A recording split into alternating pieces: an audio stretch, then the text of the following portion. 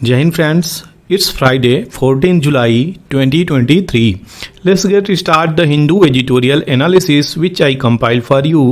Daily current affairs, editorial, PIB news, down to earth और front line के साथ सारी चीज़ें आपको एक जगह पे प्रोवाइड कर दी जाती हैं। आपको बता दें, अगर आप सिविल सर्विसेज एस्पायरेंट हैं तो ये वीडियोस आपके लिए है, आपको बेनिफिट पहुंचा सकती है। दूसरी चीज़ें आपको बता दें, जो भी चीज़ें यहाँ पे पढ़ाई जाती है इसका टेलीग्राम चैनल पर पीडीएफ प्रोवाइड कर दी जाती है। अगर आप इच्छुक हैं पीडीएफ के लिए तो वहाँ से जाकर के डाउनलोड कर सकते हैं। चलिए शुरू करते हैं हर बार की तरह यूपीएससी के प्रीवियस ईयर क्वेश्चन से, जो कि बहुत इंपॉर्टेंट हो जाते हैं। यूपीएससी का प्रीवियस ईयर क्वेश्चंस 2022 में ये पूछा गया है, जो कि बहुत ही इंपॉर्टेंट है। बहुत सारे लोगों ने इस क्वेश्चंस को डील ही नहीं किया था। तो देखते हैं पहला क्वेश्चन जो है वो क्या कह रहा है। तो कंसीडर द फॉलोइंग पेयर्स, इसमें क्या है, किंग और डायनेस्टी को मैच करने के लिए दिया है। इस प्रकार से क्वेश्चंस कम ही आते थे यूपीएससी में, लेकिन ये डाल चुका है। तो अब इस प्रकार से भी आपको तैयारी करना होगा, इस पैटर्न को समझना होगा। तो क्या कह रहा है, नन्नूक डायनेस्टी चंडेला से जुड़ा हुआ है और जय शक्ति प्रमारा से और नागभट्टा सेकेंड गुर्जरा प्रतिहारा से। भोजा की बात कर रहा है ये राष्ट्रकूटा से। इनमें से कौन सा पेयर सही मैच है, यही यहाँ पे पूछ रहा है। तो ए बी सी डी दिया हुआ है, कौन सा सही है यहाँ पे आप कमेंट सेक्शंस में लिख सकते हैं। नेक्स्ट जो क्वेश्चन है वो है क्या, योग वशिष्ठा। तो योग वशिष्ठा क्या है यहाँ पे, ये Yoga Vasishtha was translated into Persian by Nizamuddin Panipati during reign. आप किसके रेन में, किसके समय में, टाइम पीरियड में ये चीज़ें ट्रांसलेट करी गई थी, ये पूछ रहा है। तो पहला अकबर, दूसरा हुमायूं, तीसरा शाहजहां, चौथा औरंगजेब पूछा हुआ है। क्वेश्चंस यहाँ से पीसीएस में भी बनाए जा सकते हैं, याद रखिएगा, क्योंकि इसका जो क्वेश्चंस होता है ना वो पीसीएस में डाल दिए जाते हैं इनडायरेक्ट रूप से। तो ये चीज़ें याद रखिएगा। इसका अगर आपको आंसर पता हो तो कमेंट सेक्शन में दीजिए। नेक्स्ट डे इसका एक्सप्लेनेशंस पूरी डिटेल के साथ मैं आपको प्रोवाइड कर दूंगा, आपको चिंता करने की ज़रूरत नहीं है। चलिए आगे बढ़ते हैं अब पीआईबी न्यूज़ की तरफ, जो कि आपके एग्जामिनेशंस के पर्सपेक्टिव से बहुत ही इम्पोर्टेंट हो जाता है। तो उसको देखेंगे पीआईबी न्यूज़ को और समझेंगे क्या यहाँ पे चीज़ें हैं। तो इंडिया की बात करी जा रही है, जो कि यहाँ पे Asian countries conference traditional medicine को लेके 20 जुलाई 2023 को होस्ट करने वाला है। याद रखिएगा, अगर बात आ जाए Asian country conference traditional medicine की कौन होस्ट किया है, तो क्वेश्चंस बना सकते हैं इस प्रकार से। तो इंडिया इसको होस्ट करने वाला है 20 जुलाई को। DAC ये क्या है, तो डिफेंस एक्विजिशन काउंसिल, याद रखिएगा। और ये अप्रूव किया है अभी प्रपोजल कि हाँ 26 रफेल मरीन एयरक्राफ्ट जो कि आपके नेवी को प्रोवाइड करी जाएगी, ये चीज़ें खरीदने के लिए अप्रूवल कर दिया गया है, जो कि आपके देश के पीएम अभी फ्रांस के दौरा पर हैं, तो निकल चुके हैं। देखते हैं क्या डील होके आती है, सारी डिटेलिंग अच्छे से देखी जाएगी। G20 conference on crime and security in the age of NFT artificial intelligence metaverse Gurugram में ऑर्गेनाइज किया गया है। तो याद रखिएगा, conference on crime and security ये कहाँ पे हुआ है, तो गुरुग्राम हरियाणा में हुआ है। दूसरी जो मिनिस्ट्री ऑफ डिफेंस और फसाई, यहाँ पे मेमोरेंडम ऑफ अंडरस्टैंडिंग साइन किए हैं, ये भी क्वेश्चंस बन सकता है, इंपॉर्टेंट है। क्या प्रमोट करने के लिए, तो मिलेट को प्रमोट करने के लिए, ताकि लोगों का अच्छा हेल्थ हो सके। तो ये चीज़ें याद रखिएगा। अब ये आर्म फोर्स में भी प्रोवाइड करी जाएगी, क्या, न्यूट्रिशियस फूड, जिसे हम मिलेट बोलते हैं। आपको बता दें एक चीज़ और, 2023 जो ईयर है ये मिलेट ईयर के नाम से भी ये घोषित हुआ है। तो इम्पोर्टेंट चीज़ें हैं, याद रखिएगा। INS सुनन्या यहाँ पे है, जो ये अभी सीचेल्स पहुंची है 10 से 12 जुलाई के आसपास और पार्टिसिपेट की है उस OP साउदर्न रीडीनेस। तो ये एक एक्सरसाइज है, इसमें पार्टिसिपेट की है कहाँ पे, सीचेल्स में, याद रखिएगा। ये OP साउदर्न रीडीनेस एक्सरसाइज 2023 कंडक्ट किया गया है। कंबाइंड मैरीटाइम फोर्सेस CMF, यानी कई देशों के यहाँ पे पहुँचे थे और कंबाइंड मैरीटाइम एक्सरसाइज हुई है। अब आगे बढ़ते हैं, यहाँ पे इम्पॉर्टेंट न्यूज़ है, इम्पॉर्टेंट एडिटोरियल निकाल के लाया हूँ, हैफहैज़ार्ड अर्बनाइजेशंस इन दिल्ली। तो यहाँ पे हैफहैज़ार्ड अर्बनाइजेशंस, यहाँ पे ये द हिंदू का नहीं है, ये दूसरे पेपर का है, इसलिए मैं आपको बता दूं, यहाँ पे क्लियर हो जाना चाहिए। जो भी बैकग्राउंड, जो भी अलग अलग न्यूज़पेपर है, वहाँ से मैं कंपाइल करके डाटा आपके पास लेके आता हूँ जो इम्पोर्टेंट होता है। तो हमारी दिल्ली के ऊपर हैप्पैजार्ड जो यहाँ पे डिज़ाइन हुई है उसको लेकर के यहाँ पे एडिटोरियल है। तो दिल्ली आपकी सबसे पहले बता दें, इसकी जो प्लानिंग हुई थी वो बहुत ही हैप्पैजार्ड वे में हुई है, यानी एक प्लान्ड स्ट्रक्चर से इसको इस्टेब्लिशमेंट नहीं किया गया था। अलग कुछ विशेष रीजन्स को छोड़ के, जैसे लुटियन रोड है आपका, इन रोड को, लुटियन रोड को छोड़ के ये कौन सा जगह है, तो जो पार्लियामेंट्री वाली रीजन है वो बहुत प्लान्ड वे में करी गई है। तो ये ब्रिटिश के समय की बात है जब पार्लियामेंट को डेवलप करी जा रही थी, उस समय की ये बात है। लेकिन आज के डेट में अगर बात करें तो ये जो गंगा का और गंगा का कह रहे हैं, ये यमुना का दिल्ली का जो बेल्ट है वो बेल्ट जो है काफ़ी अनप्लान्ड वे में सेटलमेंट हुआ है वहाँ पे, जिसके कारण यहाँ पे एक बार ही अगर मानसून आ जाती है तो ये दिल्ली को डुबोने में कोई कसर नहीं छोड़ती है। क्यों? आपको बता दें, दिल्ली में रिवर कौन सी बहती है? यमुना। तो यमुना बहुत ही फेमस रिवर है रिलीजियस पॉइंट ऑफ व्यू से और इकोनॉमिक पॉइंट ऑफ व्यू से भी। हर पॉइंट ऑफ व्यू से नदियां भारत की बहुत ही इम्पोर्टेंस रखती हैं। तो यहाँ पे इस नदी से जो इसका लेवल है अभी वो 2.8 यानी 208 मीटर के आसपास क्रॉस कर चुकी है, जो कि अभी तक इतिहास में 50-60 ईयर में पहली बार ये चीज़ें हुई हैं। तो यही है, सिटीजन को बहुत सारी दिक्कतों का सामना करना पड़ रहा है। Roads, homes, basement, offices, rail track, underpasses, सारे के सारे इससे प्रभावित हुए हैं। आपके कहाँ पर? दिल्ली में। इलेक्ट्रिसिटी की सप्लाई भी रोक दी गई है, ट्रांसपोर्टेशंस नहीं चल पा रहे हैं, म्यूनसिपल कॉरपोरेशंस हेल्पलाइन यहाँ पे सही से कार्य कर नहीं पा रही है। क्यों? क्योंकि पूरी फ्लड जो है पूरी दिल्ली को कैप्चर कर चुकी है।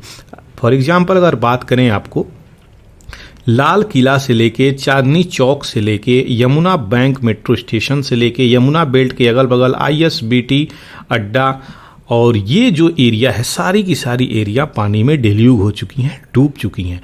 तो लोगों के जो अगल बगल निचले तबके के लोग हैं उनके घर में भी पानी जा चुका है, जिसके कारण ये सारी चीज़ें बाधित करी गई हैं। अगर इलेक्ट्रिसिटी की सप्लाई हो जाएगी तो कितने लोगों की तो ऐसे ही इलेक्ट्रिक्यूशन से डेथ हो जाएगी। इसकी वजह से यहाँ पे चीज़ें रोक दी गई हैं।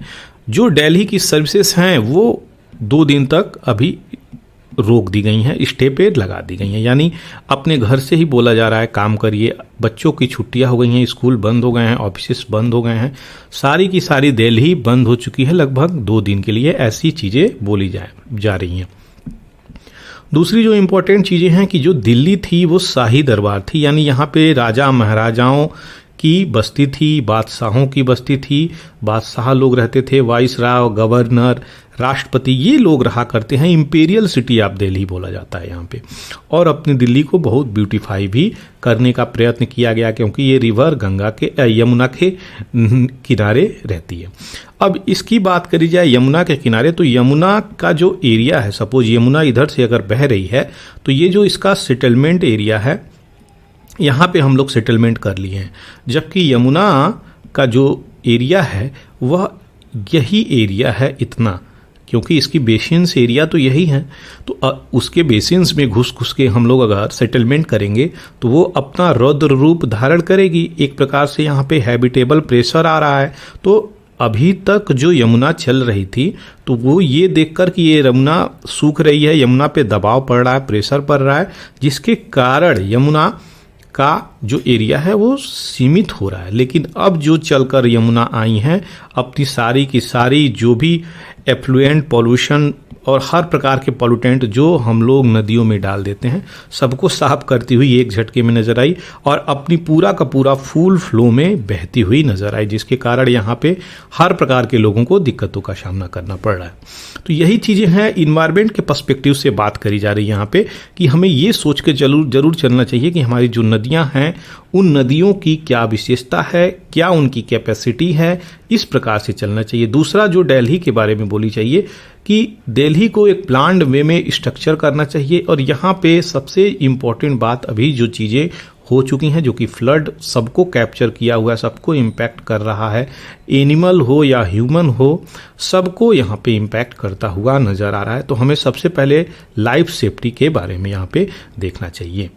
कहा जा रहा है ये cup shaped valley foot hills of Aravalli mountain range उसकी रिवुलेट और ट्रिब्यूटरी से यहाँ पर स्थापित होती है। उधर से पानी भी जो आता है यहीं पे आ जाता है, क्योंकि वैली है वो, और अरावली है जो mountain range. Aravalli mountain range किस राज्य में है, कितने राज्यों में पड़ती है, कमेंट सेक्शंस में जरूर लिखें। इसकी बहुत ही लंबी पुरानी स्टोरी है। ये ऑलमोस्ट सबसे ज़्यादा oldest mountain of the world भी है, याद रखिएगा ये चीज़ें।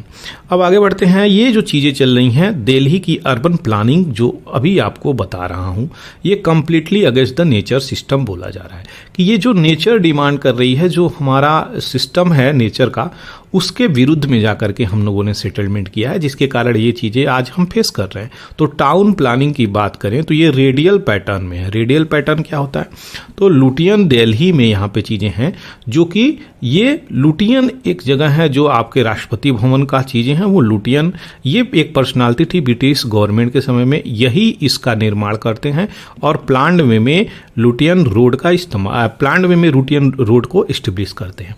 तो ये लुटियन से ये इन्हीं के द्वारा ये राष्ट्रपति भवन इनका सब डिज़ाइन किया गया है, और ये सारी चीज़ें यहाँ पर जो बस्ती हैं लुटियन रोड के आसपास, ये प्लांट वे में इस्टेब्लिश करी गई हैं।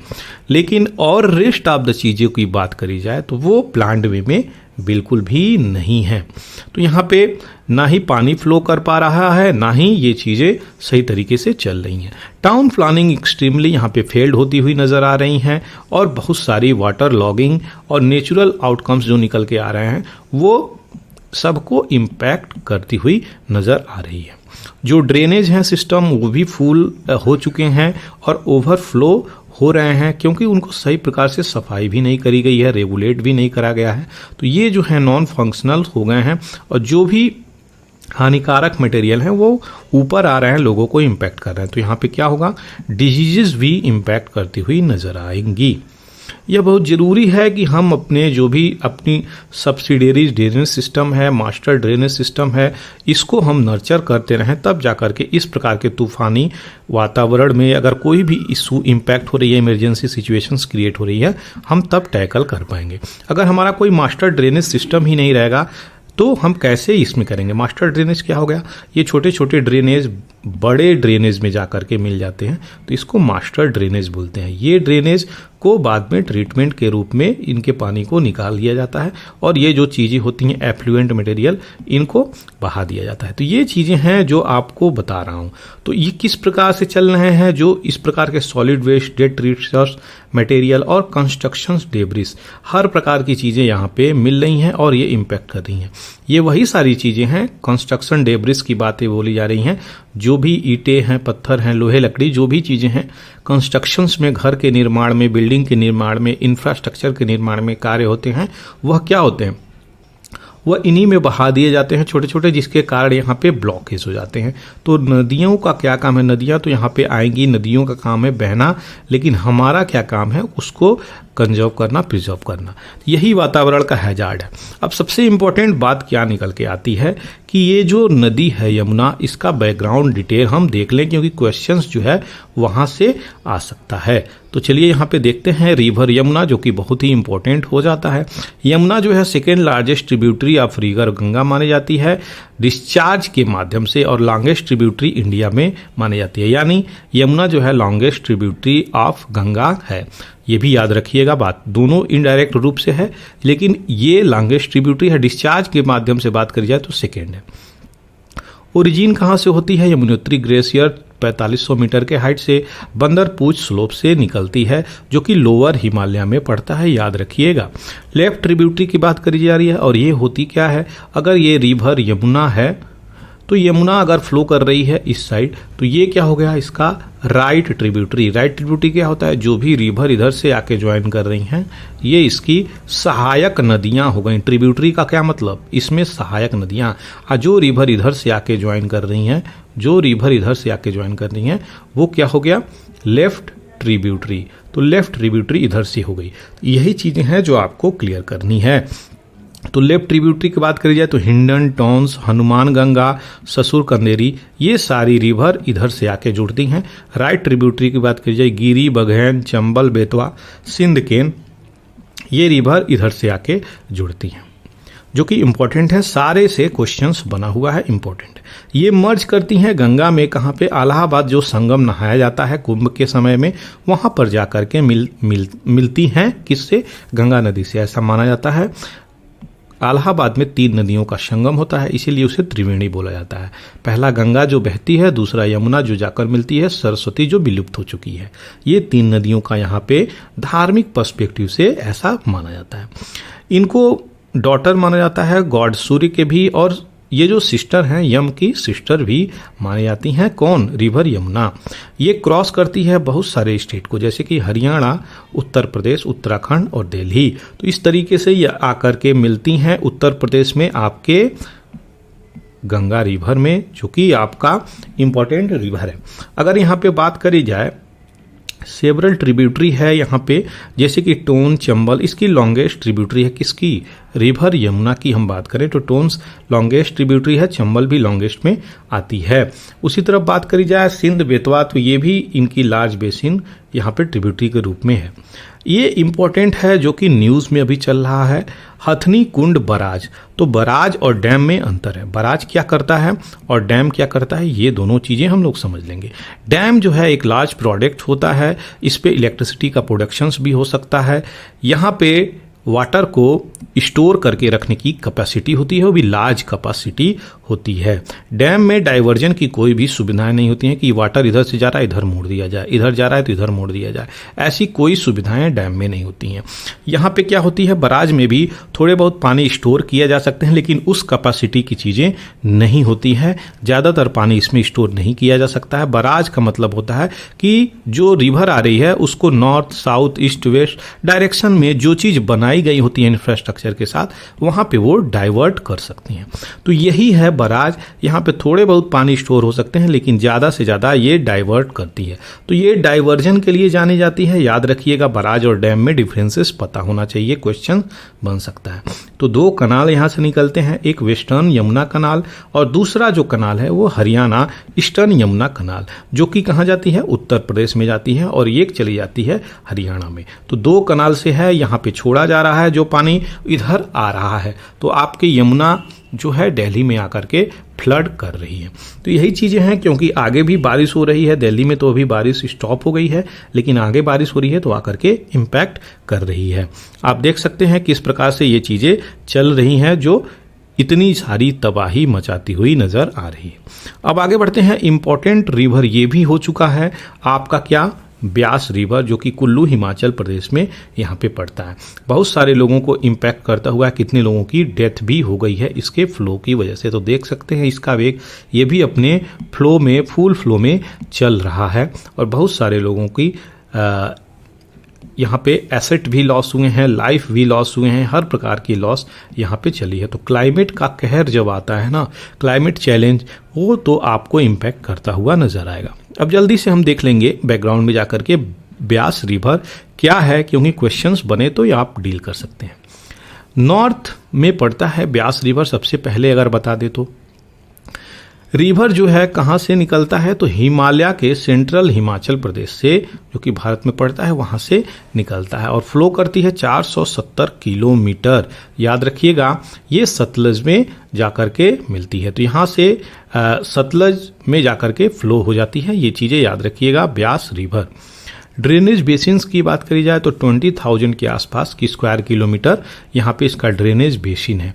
बेसिन क्या होती है, तो ये इसकी रिवर है, और ये अगर इसकी पानी की क्षमता है यहाँ तक ये कैप्चर कर रही है, तो इसकी ड्रेनेज बेसिन ये हो गई। तो ये एरिया है, क्वेश्चंस आया हुआ है ड्रेनेज बेसिन और रिवर में। तो रिवर इसकी यही एरिया हो गई, लेकिन ड्रेनेज बेसिन की ये वाली भी एरिया हो जाती है।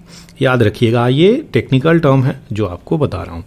2017 में रिवर यहाँ पे क्या हुआ था, तो यहाँ पे टीनी डॉल्फिन भी यहाँ पे पाई गई थी। इंदस वाली डॉल्फिन यहाँ पर भी पाई गई थी। तो आपके इंदस में भी डॉल्फिन है, गंगा में भी डॉल्फिन है, ब्यास में भी डॉल्फिन है, सतलज में भी डॉल्फिन है। याद रखिएगा, जो कि इम्पोर्टेंट है।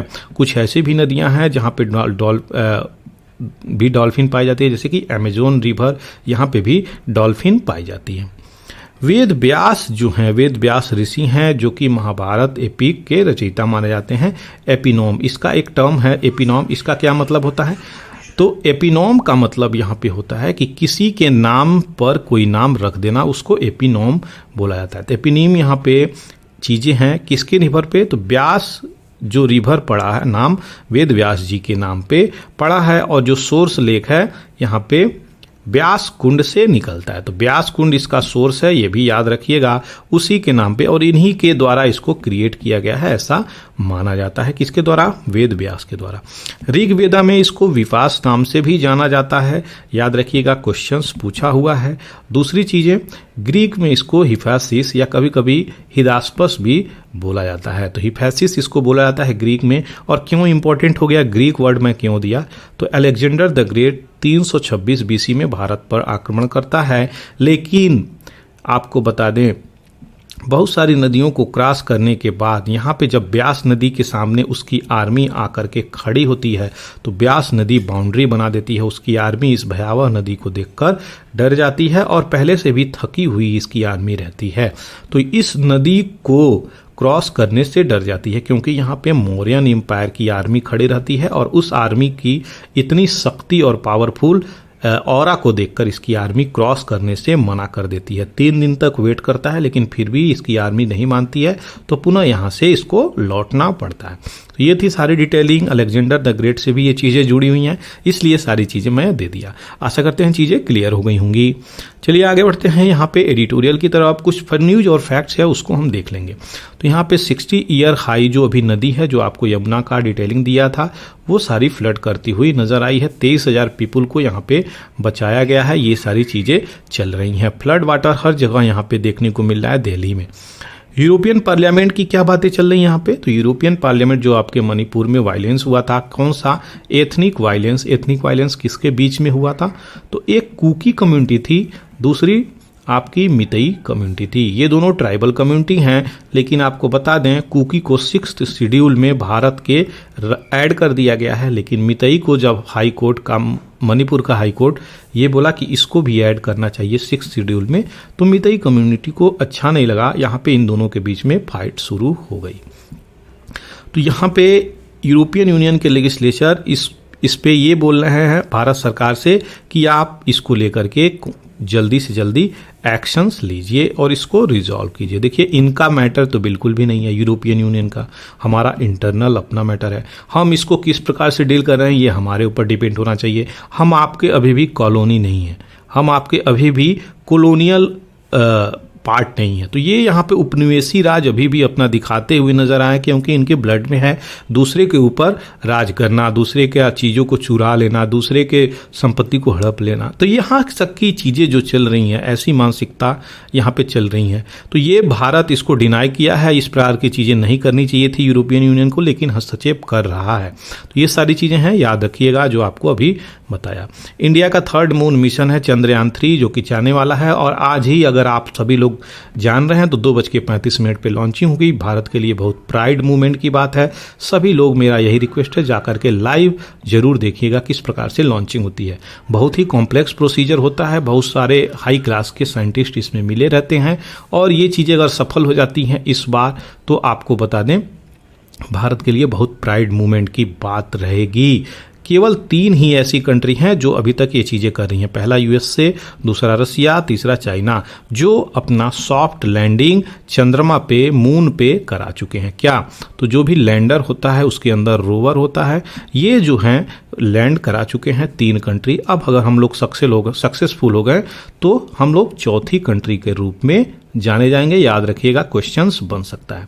LBM-3 का इस्तेमाल होगा ये चीज़ें ले जाने के लिए। तो LBM-3 ये याद रखिएगा, क्वेश्चंस कई बार पूछ सकता है इससे, इसलिए मैं यहाँ पे दिया। और इलिप्टिकल पार्किंग ऑर्बिट में इसको ले जा करके रखेगा। विक्रम साराभाई स्पेस सेंटर कहाँ पे है, क्वेश्चन से भी बन सकता है। तो ये तिरुवनंतपुरम में है, और जो लॉन्च होगी 80 से होगी। सतीश धवन स्पेस सेंटर आपके आंध्र प्रदेश में है, याद रखिएगा।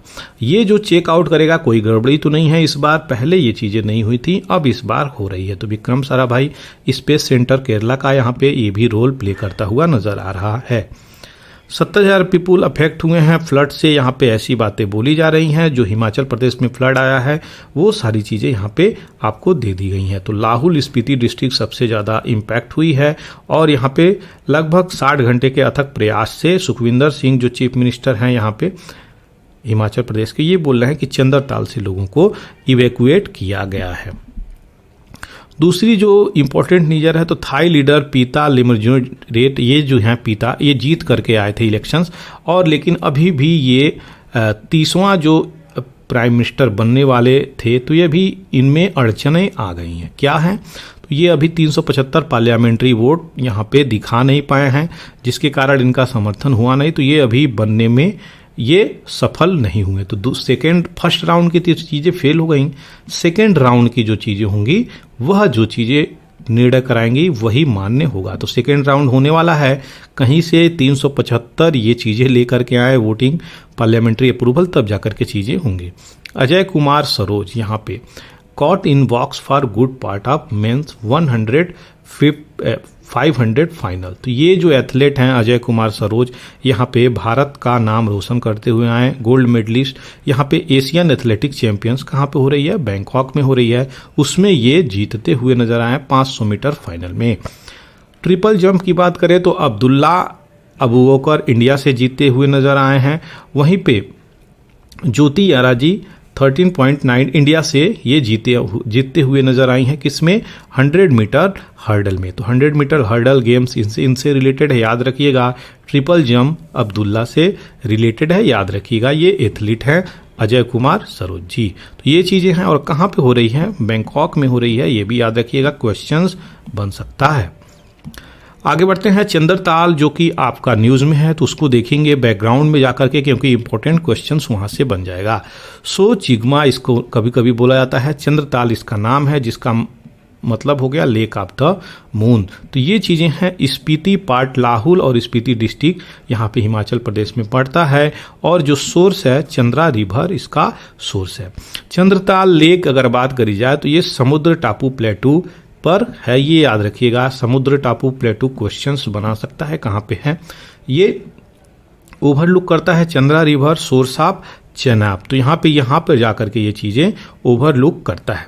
दूसरी चीज़ें क्या है? यहाँ पे यूजुअली एसोसिएटेड है स्पीति से, लेकिन जियोग्राफिकली बात करी जाए तो ये सेपरेटेड है from Spiti Kunzumla, separate Spiti and Spiti valley. तो ये जो कुंजुमला ये क्या है? ये एक पास है, दर्रा है जो लाहौल स्पीति और इसको सेपरेट करती है, अलग करती है। लेक जो है एसेसिबल है बाई रोड और बात करी जाए कहाँ पे? तो यहाँ पे जाने के लिए कौन सा? चंद्रा ताल पर जाने के लिए रोड से जा सकते हैं, पैदल जा सकते हैं, कुंजुम पास के द्वारा यहाँ पे अक्टूबर में ये चीज़ें खोल दी जाती हैं।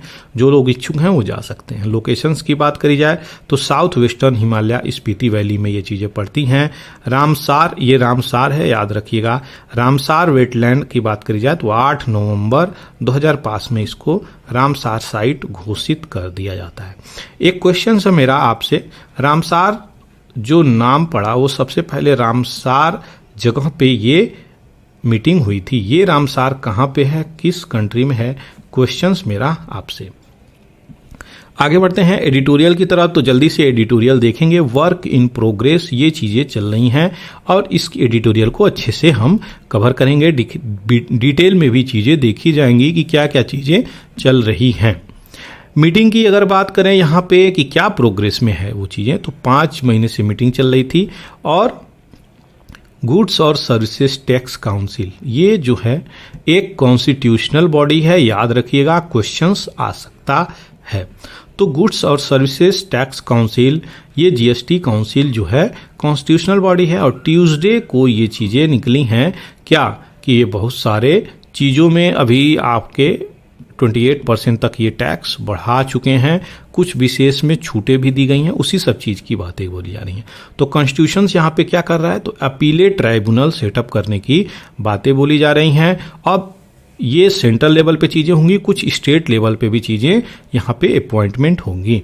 तो अपॉइंटमेंट का जो यहाँ पे नियम है, नॉर्म्स है, ट्राइब्यूनल मेंबर यहाँ पे क्लियर कर दिए हैं। सेंटर एश्योरेंस दिया है कि पहला ट्राइब्यूनल यहाँ पे सेटअप होगा। ये केस देखेगा, जो भी जीएसटी काउंसिल से रिलेटेड चीज़ें हैं वो केस यहाँ पर देखेगा।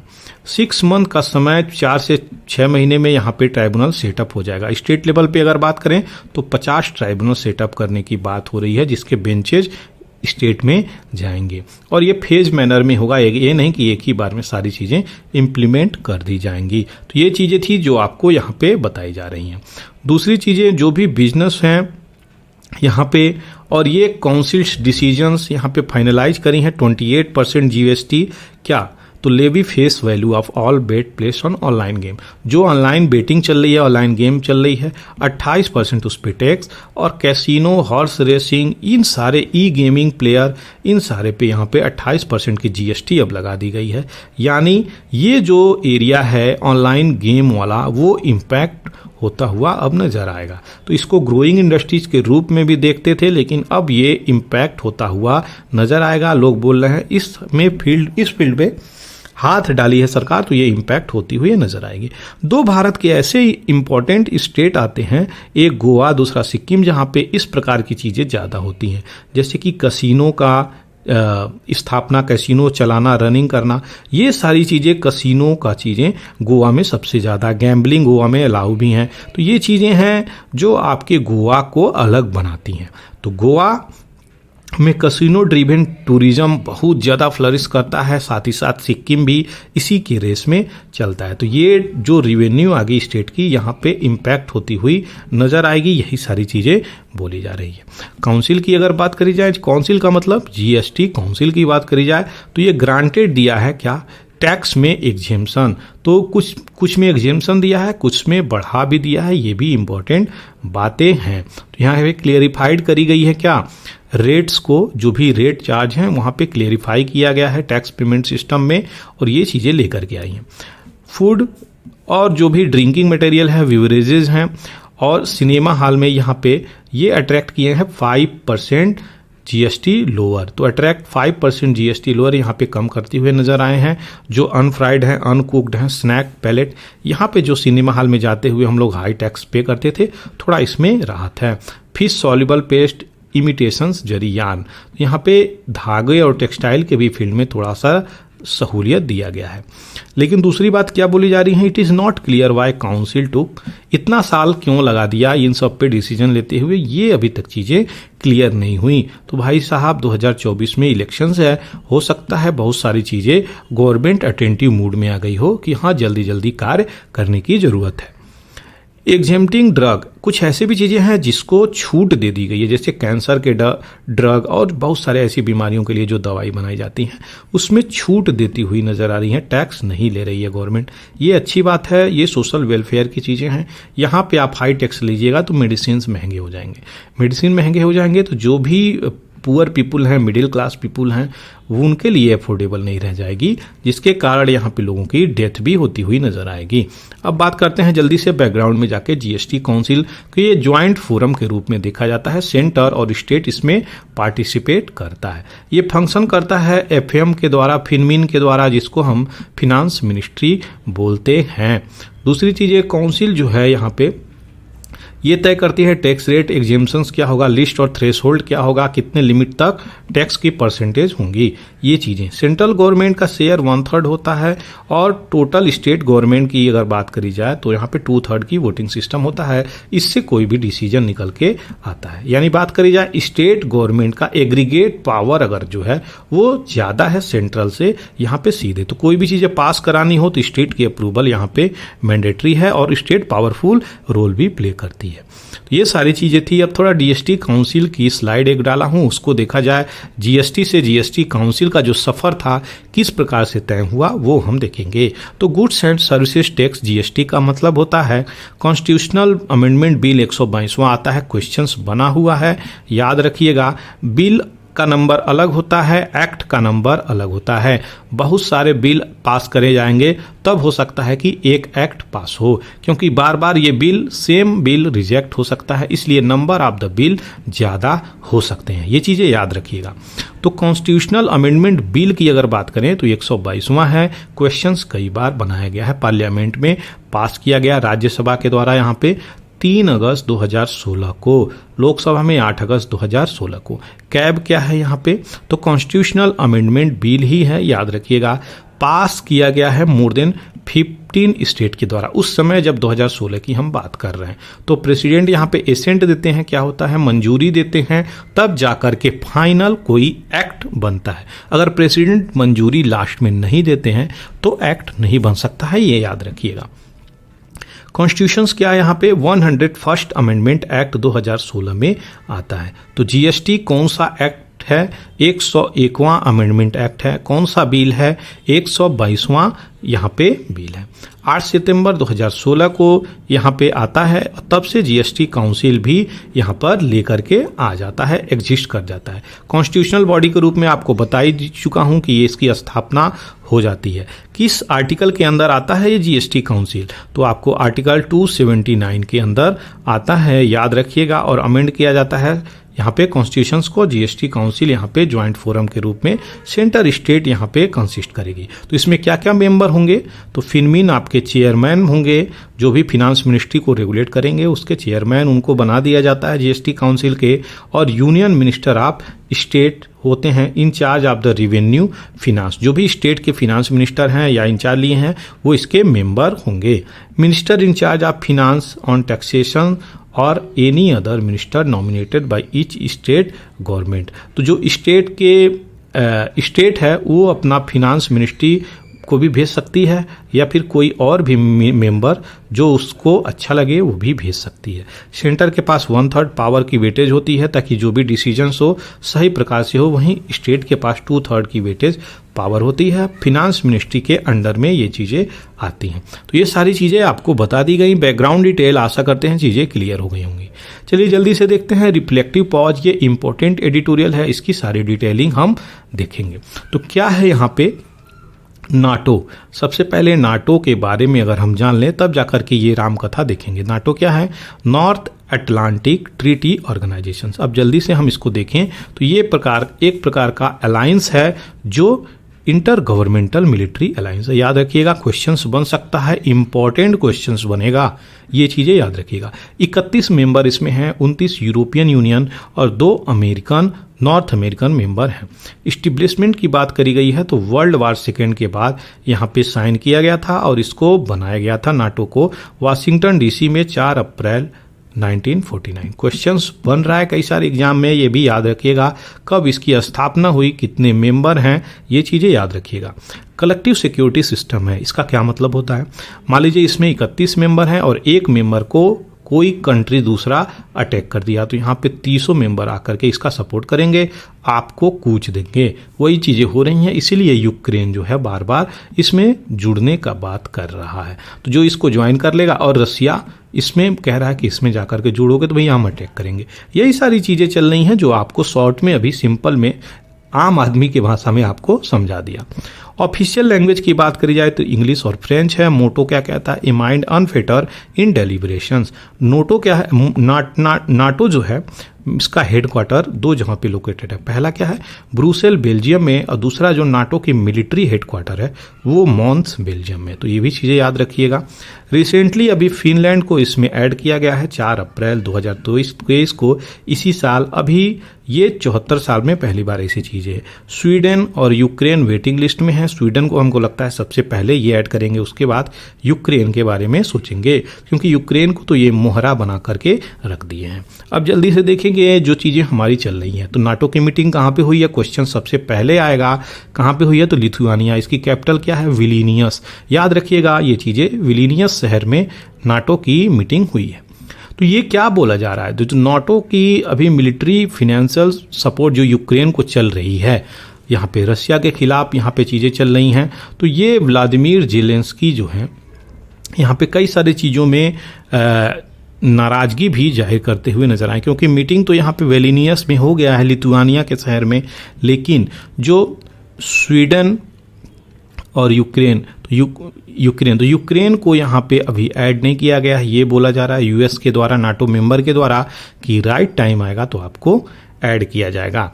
और रिफ्लेक्टिव पॉज का क्या मतलब है, तो देखिए यहाँ पे यही चीज़ें बोली जा रही हैं, जो अभी सहयोगिता है, जो अभी आपको प्रोवाइड करी जा रही है वो प्रोवाइड करी जाएगी, और इसमें थोड़ा सा पॉज लगाने की ज़रूरत है। तो यही चीज़ें दिखाई जा रही हैं। यूएस से अपना कहीं ना कहीं जियो पॉलिटिक्स बहुत स्ट्रॉन्ग तरीके से रखता है, और ये चीज़ें व्लादिमीर जेलेंस्की के समझ से बाहर है। समझ तो वो भी रहे होंगे, लेकिन यहाँ पर जो नाटो के मेंबर में ज्वाइन करने की बात है ना, ये उनको ज़्यादा प्रिय लगती है। तो यही है, जेलेंस्की साहब पढ़ रहे हैं, अपने ही लोगों को मरवाने पे तुले हुए हैं। यहाँ पे सारी चीज़ें चल रही हैं। यहाँ पे क्या बातें बोली जा रही हैं, 31 मेंबर इसके हैं, जो कि अप्रैल में फिनलैंड को जोड़ा गया, अभी आपको बताया मैं बैकग्राउंड में डिटेल जाके। नाटो की बात करी जाए तो ये not only gone to great length to support Ukraine को किसी भी हद तक ये चीज़ें जा करके सपोर्ट किया है, लेकिन अभी जो मेंबरशिप एक्शंस प्लान है उसमें ये ऐड नहीं किए हैं। मिलिट्री की बात करी जाए तो यहाँ पे टाइट कर रहे हैं सिविलियन कंट्रोल की, कम से कम अभी चीज़ें थोड़ी रुकी जाएं, अटैक और वार की तरफ अभी नहीं चला जाए। तो इसमें यही है जो पॉज करने की बात करी जा रही है। पॉलिटिकल, मिलिट्री और इन सब चीज़ों को लेकर के जो सिविलियन हैं उनको ध्यान में रख करके अभी पॉज के रूप में थोड़ी सी चीज़ें रखें, ताकि पीसफुल रिजोल्यूशंस थोड़ी सी हो सके। तो नाटो का जो एक्शंस है बहुत जियो पॉलिटिकली चलता है, और ख़ास करके यूएसए की हम बात करें, ताकि ये ब्लेम न लगा पाए कोई कि रसिया जो है यहाँ पे अटैक कर रहा है। ये चीज़ें, ये ब्लेम कोई ना लगा पाए कि यूएस से यहाँ पे अटैक करवा रहा है। इसीलिए यहाँ पे सीधे किस पे जाएगा, तो रसिया पे जाएगा, रसिया यहाँ पे अटैक कर रहा है। यही सारी चीज़ें यहाँ पे बताई जा रही हैं। अब देख लेते हैं यहाँ पे लिथुआनिया कहाँ पे है, क्योंकि क्वेश्चंस तो बैकग्राउंड में जा करके बन ही जाते हैं, तो वो सारी चीज़ें जो कि इम्पोर्टेंट है वो हम देखेंगे। लिथुआनिया देख सकते हैं, विल्नियस देख सकते हैं, ये दोनों कंट्री, ये कंट्री और कैपिटल हैं। यहाँ पर देख सकते हैं कौन कौन सी कंट्री यहाँ पे बाउंड्री करती है। तो आप देखिए, लातविया, बेलारूस, पोलैंड और रसिया, यहाँ पे 4 कंट्री इससे बॉर्डर टच करती हैं। बैकग्राउंड में आपको जाकर के मैं दिखा भी दिया।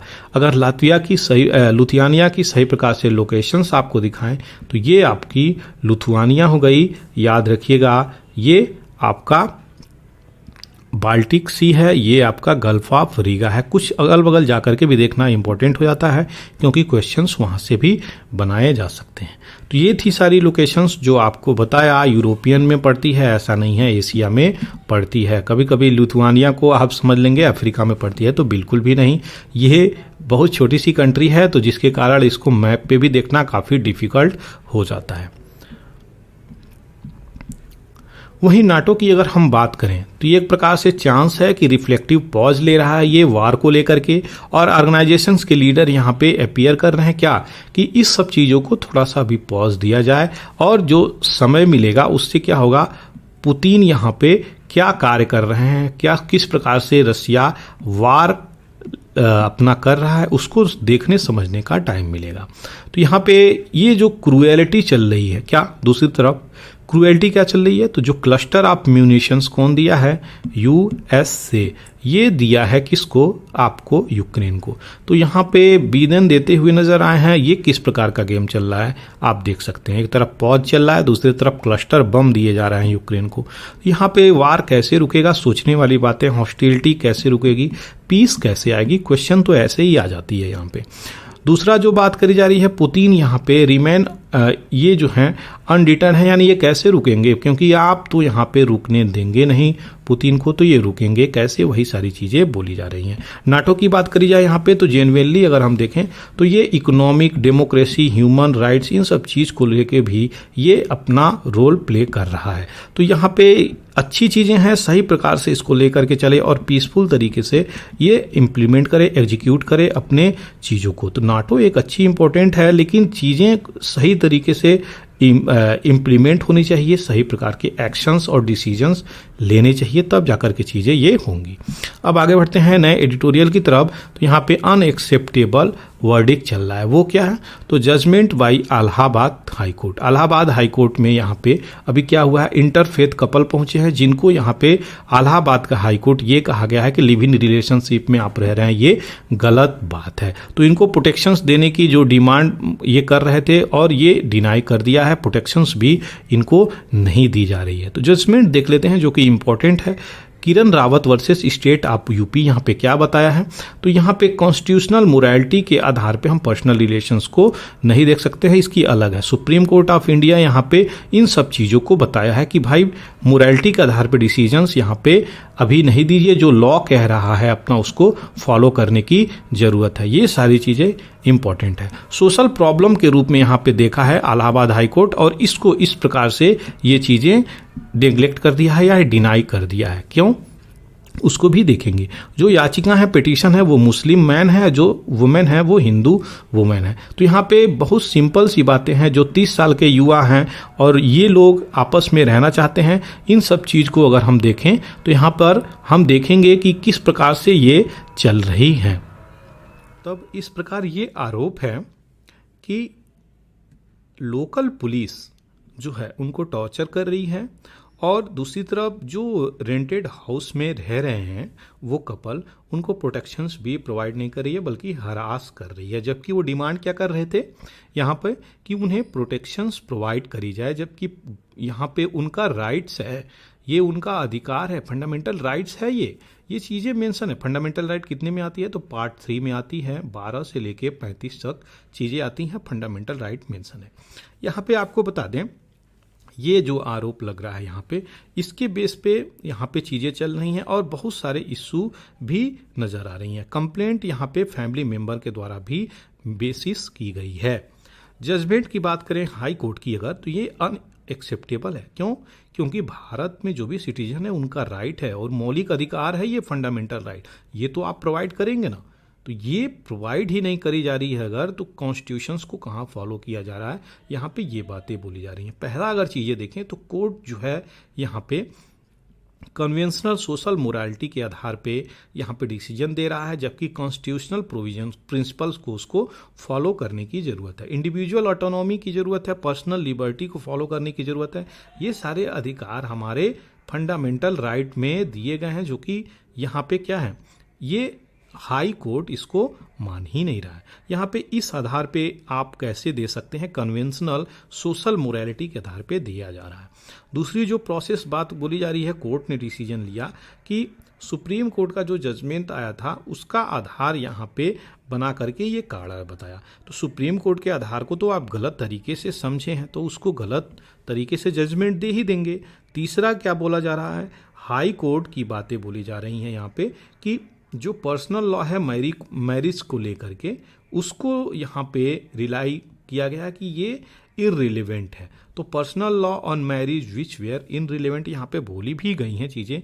यहाँ पे इलाहाबाद हाई कोर्ट की अगर बात करें तो सुप्रीम कोर्ट का जो वर्डिक्ट आया था लिव इन रिलेशनशिप में, डी वैल्यू स्वामी 2010 में, इंदिरा शर्मा 2013 में, धानुलाल 2015 में, were not intended to promote such relationship. तो इस प्रकार का जो जजमेंट आया था कि आप इस प्रकार की चीज़ें प्रमोट नहीं कर सकते, और जो लॉ ट्रेडिशनली लाई गई थी based on the favour of marriage यहाँ पे, तो हाई कोर्ट इसेंशियली रिजेक्ट किया है presidential value of the top court. यहाँ पे इस प्रकार की चीज़ें आप नहीं कर सकते। क्या इंटेंड नहीं कर सकते कि आप मोरली ग्राउंड पे चीज़ें ले करके डिसीजन नहीं दे सकते। अगर लिव इन रिलेशनशिप में है तो उसको अलाउ करने का, यहाँ पे ऐसी चीज़ें सुप्रीम कोर्ट के द्वारा बोली गई थी। हाई कोर्ट यहाँ पे क्या बोला है, extra marital pre marital sex are not recognize. तो यहाँ पे शादी से पहले अगर कोई अफेयर है या फिर शादी से पहले आप आपस में संबंध बनाते हैं मेल फीमेल यहाँ पे, तो मुस्लिम लॉ के अनुसार, शरिया के अनुसार यहाँ पे अलाउ नहीं है। तो इस प्रकार की चीज़ें हैं जो यहाँ पे हाई कोर्ट कोर्ट करता हुआ नजर आ रहा है। Sexual, lustful, affectionate act, kissing, touching, ये सब चीज़ें आपको इस्लाम में हराम माना गया है, यहाँ पे ये जजमेंट में दे रहे हैं। लेकिन इनको क्या करना चाहिए, इनको अपना लॉ कॉन्स्टिट्यूशंस को फॉलो करना चाहिए था कि नहीं, यहाँ पे ये सारी चीज़ें बोली जा रही हैं। सुप्रीम कोर्ट का क्या वर्डिक आया, फंडामेंटल राइट्स ये जो है लोगों को मिलना चाहिए फंडामेंटल राइट्स। इस राइट्स के आधार पे ही अगर आप जजमेंट दिए होते तो भी उसको न्याय जस्टिस मिल गया होता। दूसरी बातें बोली जा रही हैं, supreme court is binding on all court in country. यहाँ पे जो भी सुप्रीम कोर्ट बोलता है कंट्री के सारे हाई कोर्ट में वो चीज़ें लागू हो जाती हैं। आर्टिकल 41 के अंतर्गत ये चीज़ें निकलती हैं। जो भी कॉन्स्टिट्यूशनल एडजुडिकेशन है, जो जजमेंट निकल के आती हैं टॉप कोर्ट से, ये जो है ह्यूमन कंडक्ट को किस प्रकार से इम्पैक्ट कर रही हैं ये हम लोग देख लेते हैं। लेकिन यहाँ पे जो हाई कोर्ट का जजमेंट है वो डायरेक्टली इम्पैक्ट कर रही है किसको, ये जो इलाहाबाद का हाई कोर्ट है, यूपी का हाई कोर्ट है, ये इम्पैक्ट किया है, जजमेंट ही नहीं दिया है। दूसरा जो कि केसेस आ रहा है जोसेनसाइन वर्सेस यूनियन ऑफ इंडिया 2018 में, तो कोर्ट यहाँ पे क्रिमिनलाइज की है एडल्ट्री। अच्छा, ये एडल्ट्री क्या होता है कई लोग यही नहीं जानते होंगे। जो एडल्ट्री का मतलब नहीं जानता है यहाँ पे सुन ले। आपको बता दें, अगर आप पर स्त्री और पर पुरुष के साथ आपका संबंध है किसी भी, चाहे मेल और फीमेल का, तो इसको एडल्ट्री के फॉर्म में देखा जाता है, इसे एडल्ट्री बोलते हैं। तो इसको डिफाइन किया गया है सेक्शन 497 में आईपीसी के, इंडियन पेनल कोड के द्वारा। तो ये चीज़ें बोली गई हैं, state police power can not be use to punish individual on moral aberrations. तो ये नैतिकता के आधार पे आप यहाँ पे डिसीजन लेके किसी भी इंडिविजुअल को पनिश नहीं कर सकते, ये कोर्ट इस केस में बोला गया। तो केस को कोट कर सकते हैं अगर आप क्वेश्चंस मेंस की लिख रहे हैं, तो ये चीज़ें इंपॉर्टेंट हो जाएगी, याद रखिएगा। नवतेज सिंह जौहर जो कि बहुत ही केस इंपॉर्टेंट है, फेमस है, 2018 में यहाँ पे स्ट्राइक डाउन किया था 377, जो कि ट्रांसजेंडर को भी राइट दिया गया, तीसरा जेंडर माना गया, यहाँ पे राइट देने की बातें बोली गई। तो ये सुप्रीम कोर्ट यहाँ पे कॉन्स्टिट्यूशनल प्रोसीजर को फॉलो कर रहा है, हाई कोर्ट यहाँ पे मोरल प्रोसीजर को फॉलो कर रहा है। यहाँ पे ये डिफरेंसेज आ जा रही हैं। सुप्रीम कोर्ट का जजमेंट आया था, इलाहाबाद वर्डिक्ट अभी जो चल रहा है यहाँ पे, तो ये कम से कम पर्सनल लिबर्टी को लेट डाउन करे, और यहाँ पे इसके चलते ये इश्यू निकल के आ रही है किसके, इलाहाबाद हार्ड वर्डिक्ट जो निकला है अभी, न्याय जो जजमेंट दिया है किसके रिलेटेड, जो एक कपल थे हिंदू मुस्लिम, उनको रिलेट करके ये चीज़ें बताई जा रही हैं। कोर्ट डायरेक्ट किया है पुलिस अथॉरिटी को कि यहाँ पे आप देखें और इस प्रकार के कास्ट और रिलीजियस मैटर जो हैं वो हरास न किए जाएं किसी के द्वारा, यानी हरासमेंट न किया जाए, टॉर्चर न किया जाए, उनको उनका राइट और अधिकार मिले। यही तो इम्पोर्टेंट है, यही चीज़ें तो चलनी चाहिए हमारे कॉन्स्टिट्यूशंस में। एक डेमोक्रेटिक रिपब्लिक कंट्री में ये चीज़ें सबसे ज़्यादा इम्पोर्टेंट होती हैं, क्योंकि यही बैकबोन है। एस खुशबू कन्नी मल एंड ANR 2010 में सुप्रीम कोर्ट यहाँ पे क्या बोलता है कि ये जो चीज़ें हैं ये सही हैं। मेन स्ट्रीम तो हमारे सोसाइटी में यही है कि सेक्सुअल जो कॉन्टेक्ट होगी वह जो शादी किए हुए पार्टनर होते हैं उन्हीं के द्वारा सोसाइटल नॉर्म्स के आधार पे ये चीज़ें लागू होती हैं कि जो शादी किया है वो संबंध बना सकता है, शादी करने के बाद ही भारत समाज में ये चीज़ें लागू होती हैं। लेकिन ऐसा कोई प्रावधान नहीं है स्टैचूटरी कि इसको हम मोरल ग्राउंड पे भी क्लेम कर सकें और पनिश कर सकें। इस प्रकार के लिटिगेशंस को हम नहीं कर सकते, क्योंकि हमारा कॉन्स्टिट्यूशन अधिकार जो देता है हम उसी को फॉलो करेंगे, जो लीगल लॉ है उसी को फॉलो करेंगे। यहाँ पे ये सारी चीज़ें बोली जा रही हैं। तो पिटिशनर सिंपली इलाहाबाद कोर्ट में ये बोले थे कि हमें राइट दिया जाए और जो टॉर्चर कर रहे हैं उनको रोका जाए पुलिस के द्वारा, और मोरल इवेल्युएशंस के आधार पे यहाँ पे ये चीज़ें चल रही हैं, इसको भी रोका जाए। यहाँ पे हाई कोर्ट से इन्हीं सब चीज़ की गुहार लगा रहे थे, लेकिन इनको ये चीज़ें अभी मिली नहीं, ये केस चल रहा है। तो क्या यहाँ पे चीज़ें बोली जा रही हैं, यहाँ पे इसी चीज़ को, इसी वर्डिक्ट को बोली जा रही हैं कि ये जो है अनएक्सेप्टेबल है। ऐसी वर्डिक्ट जो जजमेंट निकल के आ रही हैं यहाँ पे हाई कोर्ट ऑफ इलाहाबाद के द्वारा, ऐसी चीज़ें कैसे निकल के आ सकती हैं। आगे बढ़ते हैं। नेक्स्ट जो इम्पोर्टेंट है, फ्री स्पीच को लेकर के यहाँ पे आया हुआ है। तो देखिए, फ्री स्पीच आपके आर्टिकल 19 में आता है, राइट टू फ्रीडम की बात करी जाए तो ये फ्री स्पीच और एक्सप्रेशन 19 क्लॉज 1 में आता है, ये चीज़ें याद रखिएगा। अब जो हम यहाँ पर चीज़ें देखने वाले हैं, तो 500 साइंटिस्ट और एकेडमिस्ट यहाँ पे पत्र लिखे हैं किसको, इंडियन इंस्टीट्यूट ऑफ साइंस। ये कहाँ पे है, क्वेश्चंस आया हुआ है आपके बेंगलुरु में। ये चीज़ें हैं, इंस्टीट्यूशंस बहुत ही वर्ल्ड फेमस इंस्टीट्यूट है ये जानी मानी इंस्टीट्यूट है और साइंस के फील्ड में तो ये बैकबोन मानी जाती है। तो यहाँ पे क्रिटिसाइज कर रहे हैं एडमिशंस को, यहाँ पे क्या कि आप प्रोहिबिट करिए, इनको रोकिए, जो भी अनलॉफुल एक्टिविटी प्रिवेंशन एक्ट है। तो यहाँ पे क्या, तो डिस्कशन हो रही है अनलॉफुल एक्टिविटी प्रिवेंशन एक्ट पे, तो इसको रोकने का कार्य कर रहा है किसके द्वारा, साइंटिस्टों को रोकने के लिए यहाँ पे बोल दिया गया। तो ये इनका फ्रीडम ऑफ स्पीच है, इसको तो नहीं रोकना चाहिए। अगेन फंडामेंटल राइट ब्रीच होती हुई नजर आ रही है। तो यही है यहाँ पे जो यहाँ पे इंटेलेक्चुअल क्लास है उसकी इंटेलेक्चुअल को लिमिट करने की यहाँ पे कोशिश चल रही है, यहाँ पे ऐसी बातें बोली जा रही हैं। IISER Indian institute of science education and research Mohali जो है पंजाब में है, यहाँ पे नोटिस भी सो कॉल्ड देती हुई नज़र आई है अपने स्टाफ को, अपने टीचर्स को। इस प्रकार की चीज़ें चल रही हैं। तो सो कॉल्ड नोटिस क्यों चल रहा है, अनलॉफुल एक्टिविटी प्रिवेंशन एक्ट क्यों यहाँ पे इस प्रकार की चीज़ें चलाई जा रही हैं। दूसरी चीज़ें जो आपको बोली जा रही हैं, कॉन्स्टिट्यूशनल राइट सबको प्रोवाइड करी गई हैं, तो सोशल डिस्कशंस यहाँ पे होनी चाहिए। बात करी जा रही है अगर साइंटिस्टों की, तो साइंटिस्ट और सोशल में बहुत स्ट्रांगली कोऑर्डिनेशंस है। ये वही साइंटिस्ट हैं जो समाज के लिए कोई भी इन्वेंशन करते हैं, कोई भी डिस्कवरी करते हैं, कोई भी पॉलिसीज भी सरकार को बनाते हैं। बहुत सारे एक्शन इनके द्वारा लिए जाते हैं जो इम्प्लीमेंट किए जाते हैं ग्राउंड रियलिटी पे। इनका रोल अगर हम समाज से निकाल देंगे तो ये हम हमारे समाज में किस प्रकार की चीज़ें इम्पैक्ट होंगी ये हम सोच सकते हैं। यही सारी चीज़ें बताई जा रही हैं। बहुत सारे ब्रॉडर क्वेश्चंस यहाँ पे उठते हुए नज़र आ रहे हैं, जैसे कि इनइक्वालिटी और जस्टिस। यहाँ पे ये चीज़ें तो साइंटिफिक क्वेश्चंस जो डिजर्व कर रहे हैं, जो लोग साइंटिस्ट हैं वो इस प्रकार के राइट से भी वंचित होते हुए नज़र आ रहे हैं। तो अपनी जो रिसर्च और एनर्जी पॉलिसी है इसको सेपरेट नहीं किया जा सकता, किससे, इन्वायरमेंटल कंसर्न से। बहुत सारी चीज़ें हैं जो अपने साइंटिस्ट हर फील्ड में है, चाहे स्पेस का फील्ड हो, हेल्थ का फील्ड हो, इन्वायरमेंट का फील्ड हो, इकोनॉमिक का फील्ड हो, हर फील्ड में साइंटिस्ट बैठे हुए हैं। उनका रोल ही अगर आप काट देंगे डिबेट और डिस्कशन से, चाहे वो UPLA का एक्ट हो, चाहे जो भी फील्ड हो, तो हम कैसे अपनी चीज़ों को यहाँ पे लेकर के चलेंगे। यहाँ पे यही सारी चीज़ें बोली जा रही हैं।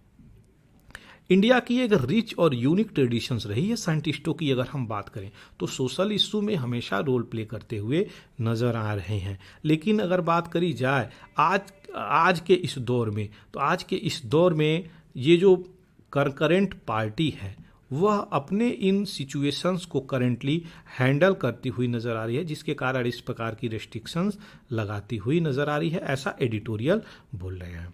क्या एडिटर बोल रहे हैं ऐसा, क्या बातें बोली जा रही हैं इंपॉर्टेंट यहाँ पे। केरला शास्त्र साहित्य परिषद है जिसका स्लोगन ही यही है, साइंस फॉर सोशल रिवोल्यूशन। तो इन प्रकार की जो इंस्टीट्यूट हैं आप सोच सकते हैं कितनी इंपॉर्टेंस है और सोसाइटी से किस प्रकार से साइंटिस्ट भी रिलेट कर रहे हैं। तो ये हमारे ही समाज से निकल के आए हैं जो साइंटिस्ट बने हैं। तो कार्य किसके लिए करेंगे, ये समाज के उद्धार के लिए ही तो कार्य किया जाएगा।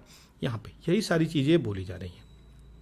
कुछ साइंटिफिक एडमिनिस्ट्रेशन ऐसे हैं जो अभी अनकंफर्टेबल हो गए हैं, पॉलिटिकल डिस्कशंस जो अभी साइंटिफिक इंस्टीट्यूशंस में चल रहा है। तो ये सारी चीज़ें हैं। रीजन क्या है ये बहुत कठिन नहीं है जानना। ये यहाँ पे सीधे ये बोली जा रही हैं कि ये प्रमोट किया जा रहा है गवर्नमेंट के द्वारा इस प्रकार की आइडियोलॉजी कि वो उनको प्रो पार्टी आइडियोलॉजी को प्रमोट करी जाए। इन प्रकार की चीज़ें बोली जा रही हैं।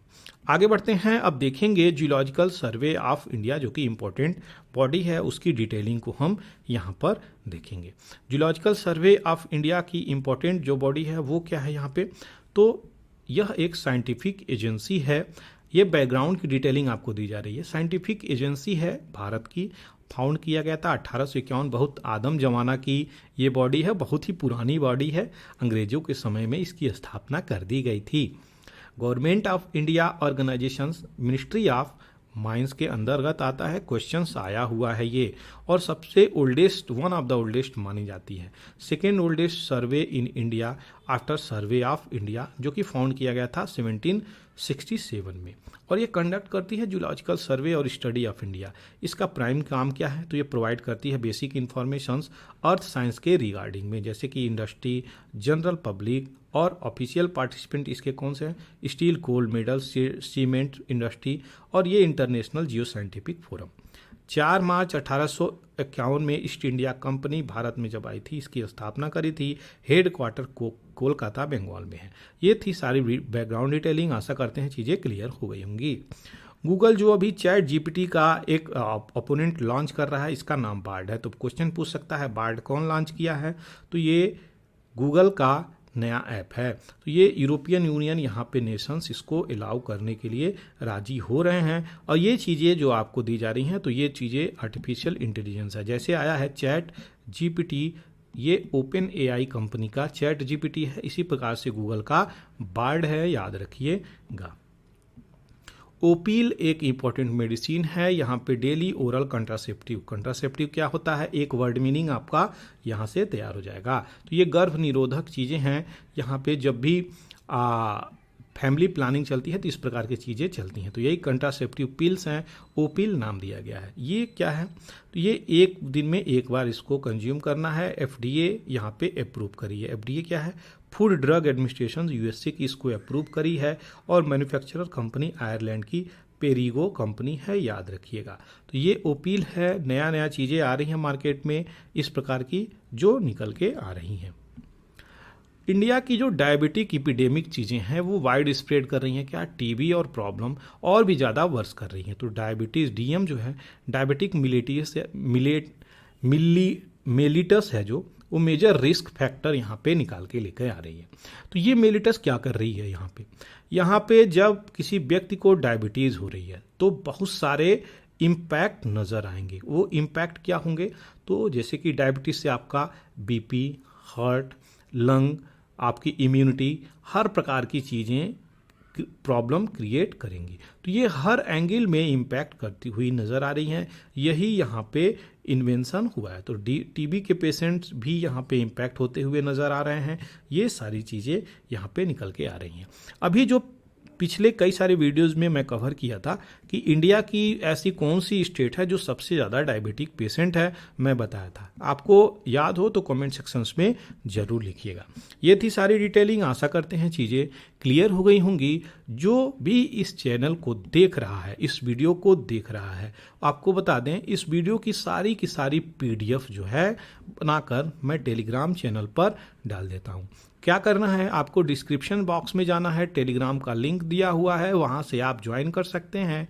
आपको सारी की सारी PDF एक जगह पे प्राप्त हो जाएगी, जो कि आपके लिए बहुत ही ज़्यादा बेनिफिशियल हो जाएगी।